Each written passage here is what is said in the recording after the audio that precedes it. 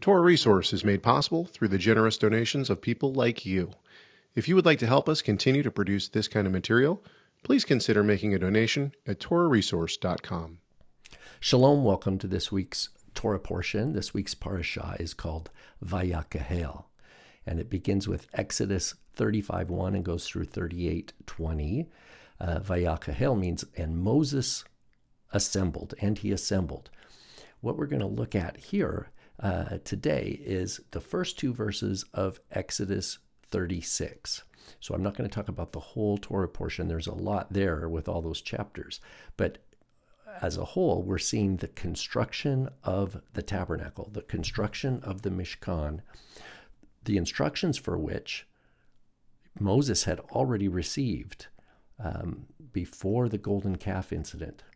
So Moses was up on Mount Sinai for 40 days and 40 nights. He received complete instructions, including the names of the two men that we're going to learn again about today, Bezalel and Oholiav,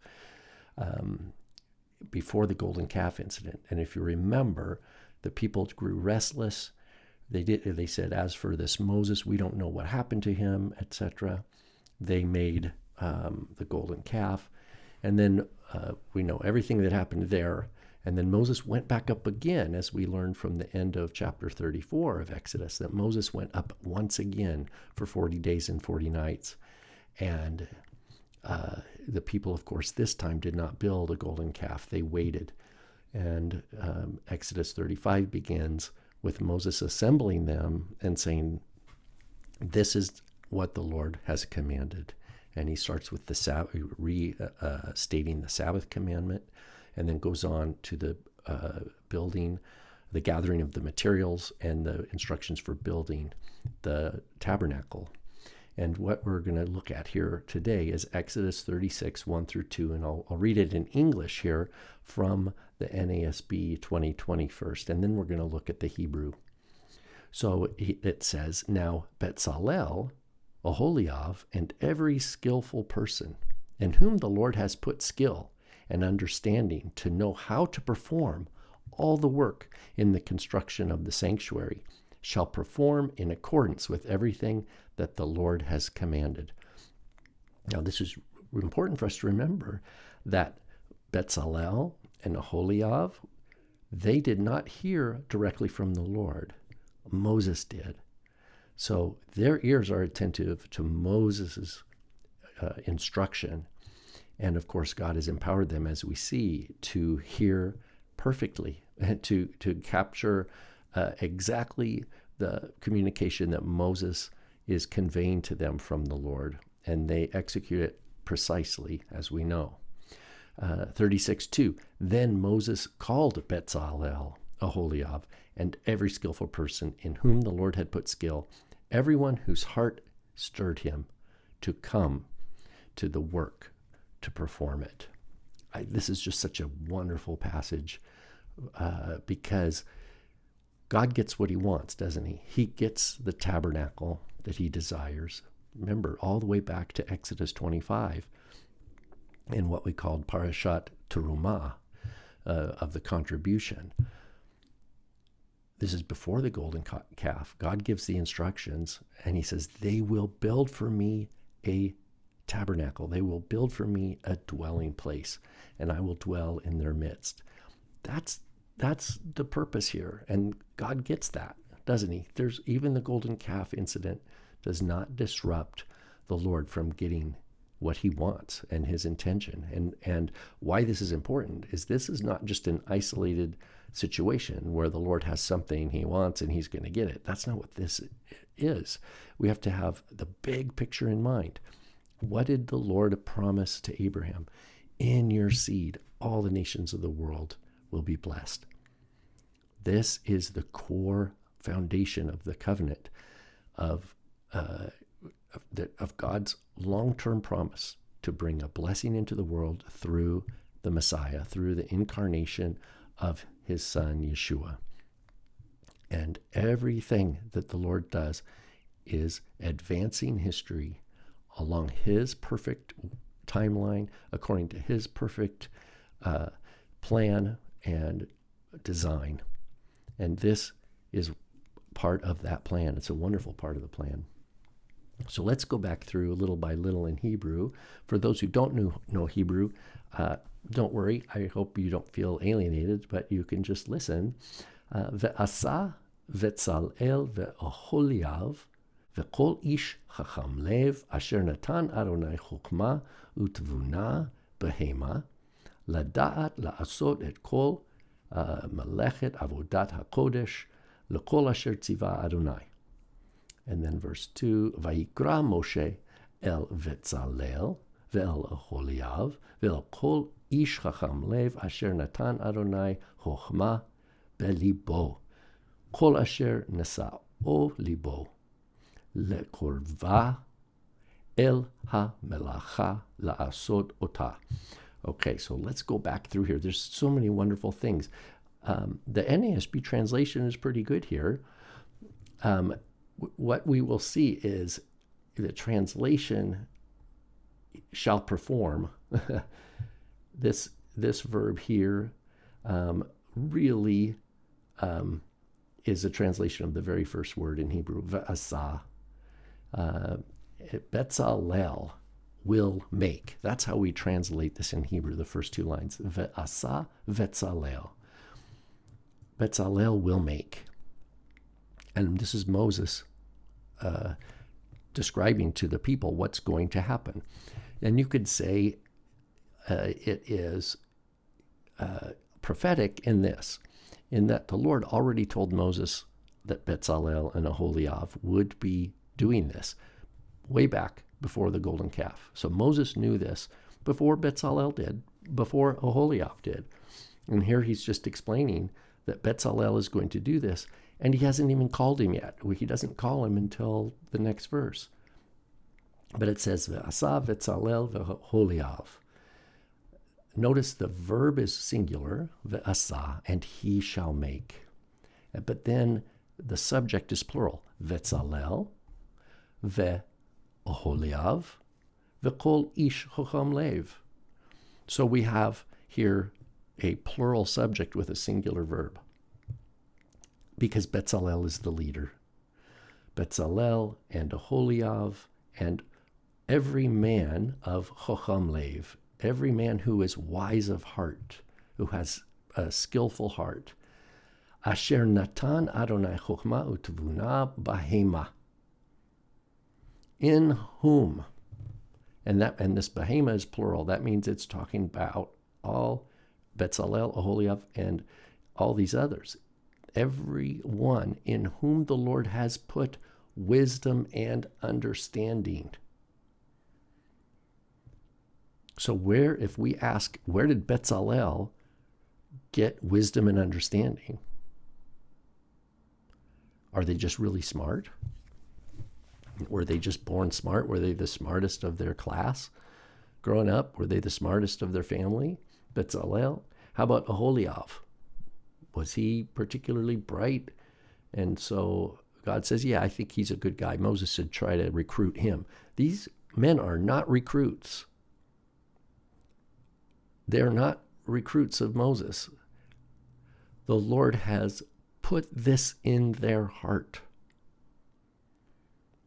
And not only them, it says, V'kol ish, every man in whom the Lord has put. Asher natan. That means the Lord has put wisdom and understanding. He has put it in them. That means the Lord is the source of their wisdom and understanding.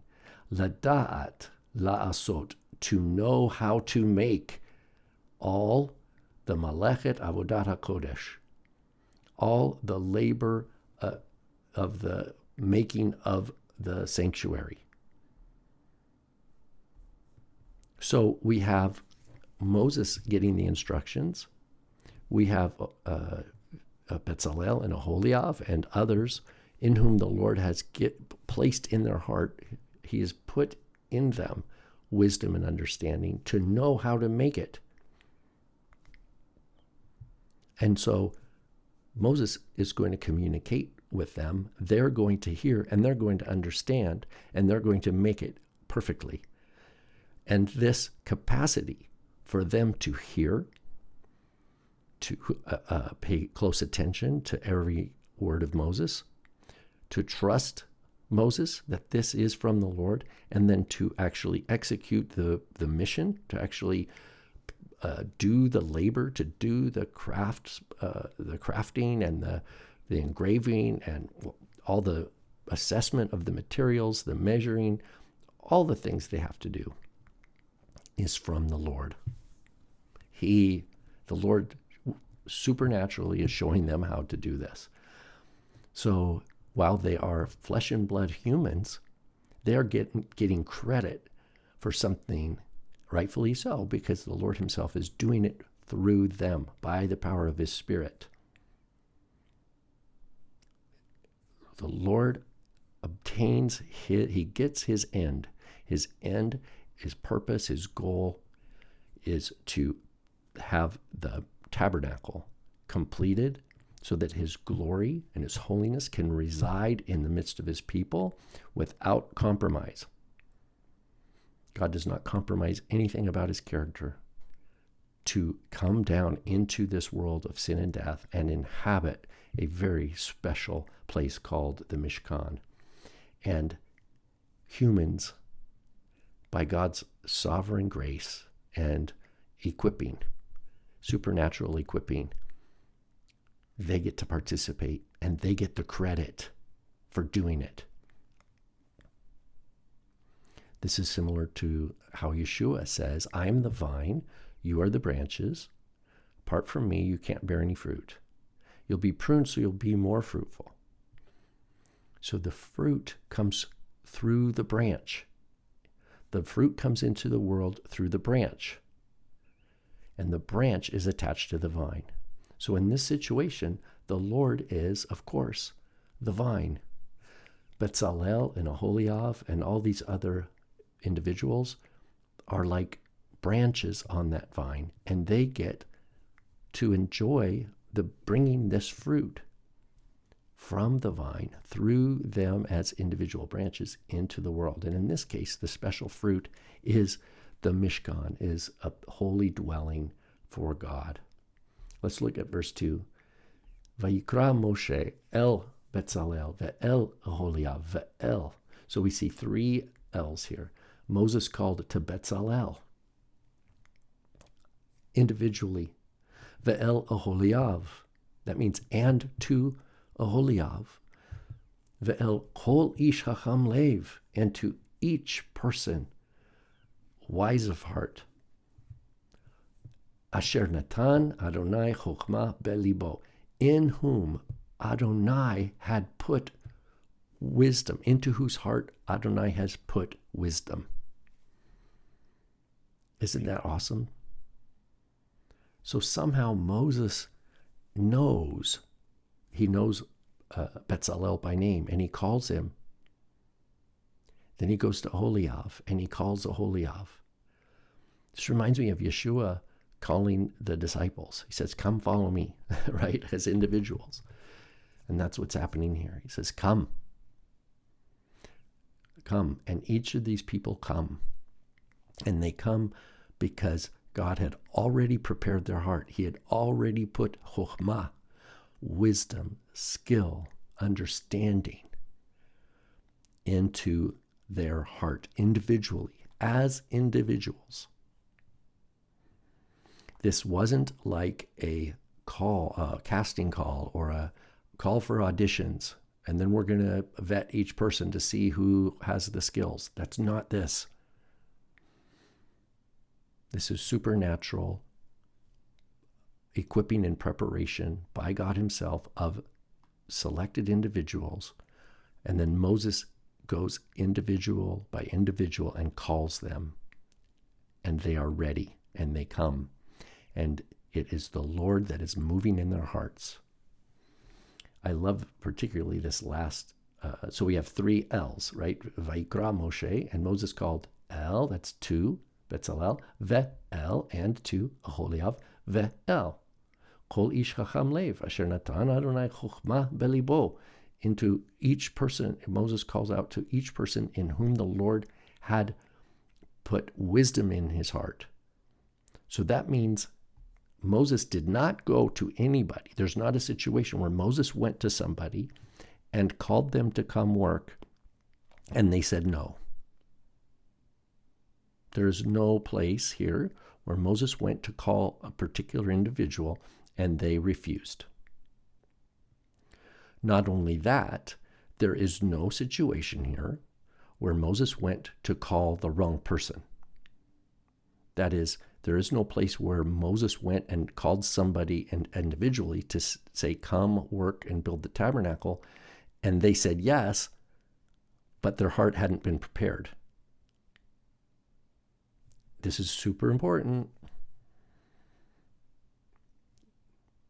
Moses went precisely to the people in whom the Lord had prepared their hearts to receive and to have this wisdom and this knowledge of how to build. It's absolutely supernaturally orchestrated and sovereignly decreed and perfectly executed. I use that word executed because I see that the level of skill that we're talking about here to accomplish this amazing, beautiful, glorious, holy task is the highest quality of everything ever on anything in the planet is put here because it is fitting for the glorious Holy One of Israel to come and dwell in the midst of his people. And nothing but a perfect execution of this plan is going to suffice. It has to be built, like I say, to spec, precisely to spec. And guess who designed it? Not Moses, not Aaron. It came from heaven. And then it says, Kol asher nesa'o libo, all whose heart lifted him up. So here, the word heart is the subject. Everyone whose heart lifted him. But there's no and. That means the two kols here are two different ways of describing the same set of people.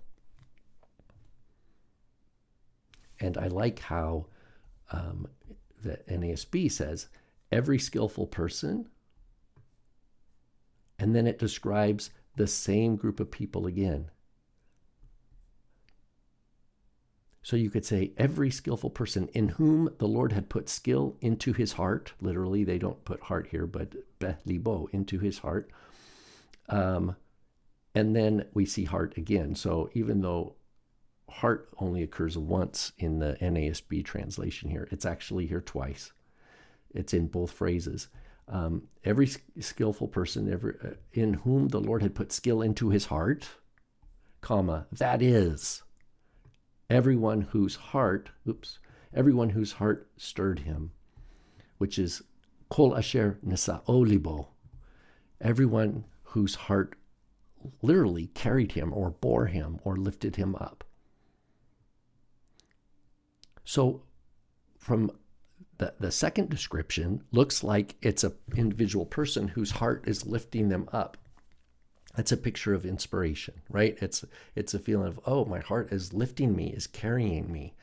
They are feeling drawn internally. Moses is going to people who are feeling drawn internally. That's true. But that's the second description. The first description is that Kol asher chacham lev asher natan Adonai chokmah belibo, into whose heart the Lord had put wisdom. I said 2 times. Actually, the word lev occurs 3 times in the verse because it's the word for skillful is chacham lev, wise of heart. Into whose heart the Lord had placed chokhmah. That is, kol asher nesa'o libo. That is each person whose heart lifted him up or carried him. Lekorva el ha-melacha, to draw near or to come near or to approach to the work, to do it. So what I see here and what I believe this text is revealing to us is when it comes to the problem of the tabernacle, how does the Lord, has he given something into human hands, something precious, and he doesn't know if he's going to get it or not? Like, imagine you or I or someone who had built or planned, rather, had the plans for a beautiful home with all the details, all the way down to the landscaping and the foundation and the windows and all the rooms and the ceilings and all the wonderful things of a beautiful home. And you said, you know what, I want to have this home. And you give it to someone to say, here's the materials list, go build this home for me. Well, can you ensure that you're going to get the house that you want? What's it take? If money's not even an issue, is the contractor going to make it according to spec? I've talked to people who've had homes built before, and there's all sorts of things that happen that the final house is not quite like the plans for whatever reason. Well, if they even get it at all. I've been to visit houses that were abandoned. The building projects were abandoned because certain things happened, life happened, ran out of funding, some tragedy in the family, and it was abandoned and never finished. So in those cases, someone had a really great plan, they had funding, they had a site to build, and something happened that diverted their plan. Is the Lord going to have a similar possible set of interruptions and disruptions for his tabernacle? Of course not. God's going to get what he wants because he's God. And so it's not left over to human hands. In other words, he's providing not only the plans, but he's providing the people to do the labors. And he's preparing their hearts with wisdom and knowledge and understanding so that he's empowering them to fulfill his will. There's no situation here where Moses goes to Bezalel and says, hey, Bezalel, I know you had plans. I know you had other plans, or I know you might have been thinking about these other things, but could you come and do this? What if Bezalel said, no, I'm sorry, I'm not feeling like it. Not feeling it. What about Oholiab? No, I'm not feeling it, Lord. Tell the Lord I'm not feeling it. You find someone else. No. They were not consulted. They were called and they responded instantly, and they did the will of God. And it is because of his providence. It's because of his sovereign decree, his work in their hearts. He worked in their hearts and they obeyed. And that is a perfect picture for us understanding Yeshua building his ecclesia, because it's the same thing. We who love Yeshua and walk in his ways and seek to know him and seek to draw close to him and prioritize our relationship with God above all things in this world. It's not the work of the flesh. That is the work of God's Spirit in our hearts. No different than the work of the Spirit of God in Bezalel or in Oholiab or all those who are contributing to building the tabernacle. So I hope these thoughts are some way contributing to your meditation on this week's Torah portion and your discussion. God bless you and Shabbat Shalom.